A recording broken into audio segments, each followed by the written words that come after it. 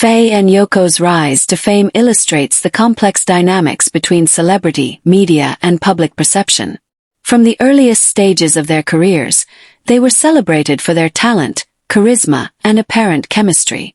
Yet this admiration quickly became a mechanism for surveillance. Every public appearance, social media post, and professional interaction was scrutinized and analyzed. What might have been private choices or routine behavior transformed into evidence for public consumption. In this environment, fame functioned as a magnifying lens that amplified every detail, interpreted every action, and transformed personal life into data for observation and debate. Fans, media outlets, and digital platforms operated in unison to monitor, quantify, and interpret their lives with a rigor that few outside the entertainment industry fully understand. The role of social media in this ecosystem is particularly significant. Platforms intended for sharing updates became tools of continuous oversight.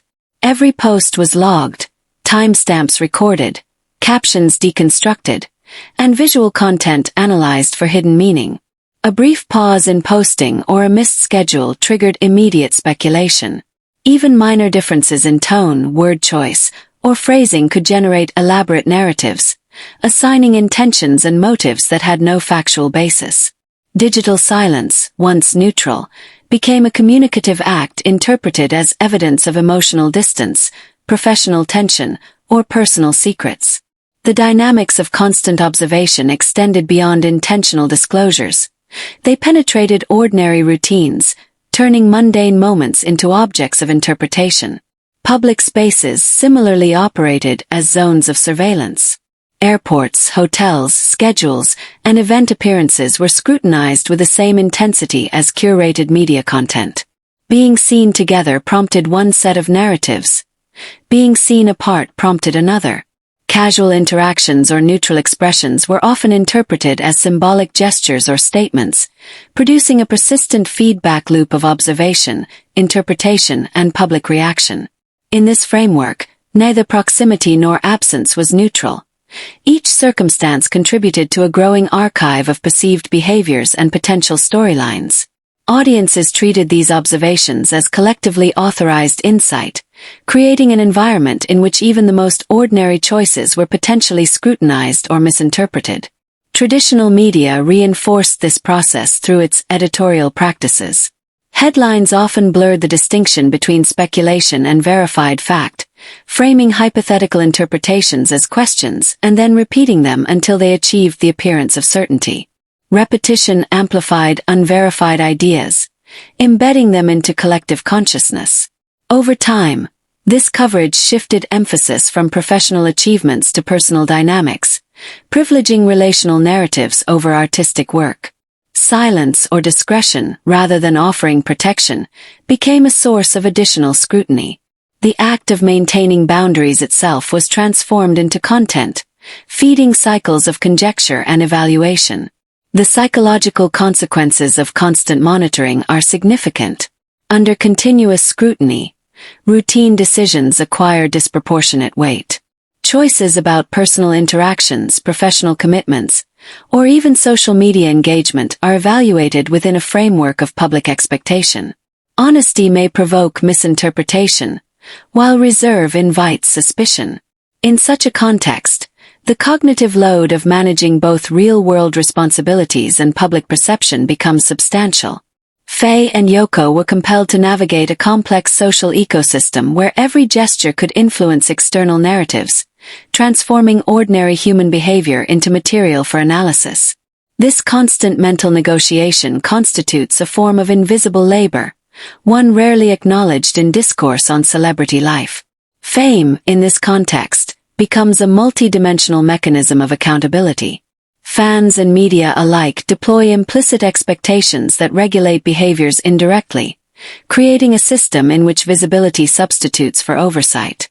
Every action functions as data input for narrative construction, and deviations from anticipated patterns generate interpretive frameworks.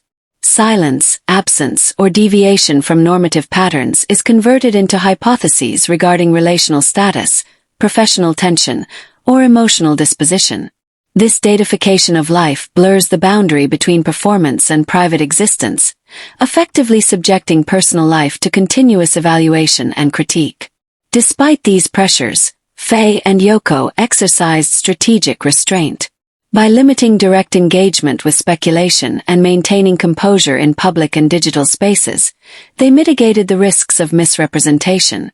Their approach demonstrates the utility of selective disclosure and controlled visibility as tools for managing public perception. Choosing not to respond to conjecture is itself a defensive strategy, preserving personal autonomy against external pressures. Their restraint underscores a nuanced understanding of audience psychology and media dynamics, recognizing that overexposure can magnify interpretive errors and reinforce intrusive monitoring behaviors. Faye and Yoko's experience exemplifies the intersection of celebrity culture, media operations, and audience participation in producing constant surveillance. The case underscores the ethical considerations surrounding public monitoring, highlighting tensions between audience interest and the preservation of personal privacy. It illustrates how modern fame involves not only professional performance but continuous management of visibility, audience expectations, and interpretive narratives. The pressures inherent in this system underscore the importance of boundaries, discretion, and psychological resilience as essential elements of sustainable career management in high-exposure contexts. Ultimately, the narrative of Faye and Yoko serves as a critical lens for examining contemporary celebrity culture. It highlights how admiration can evolve into observation, support can transition into entitlement, and visibility can become invasive scrutiny. Their journey underscores the human cost of constant monitoring and the structural dynamics that enable public trials of personal life.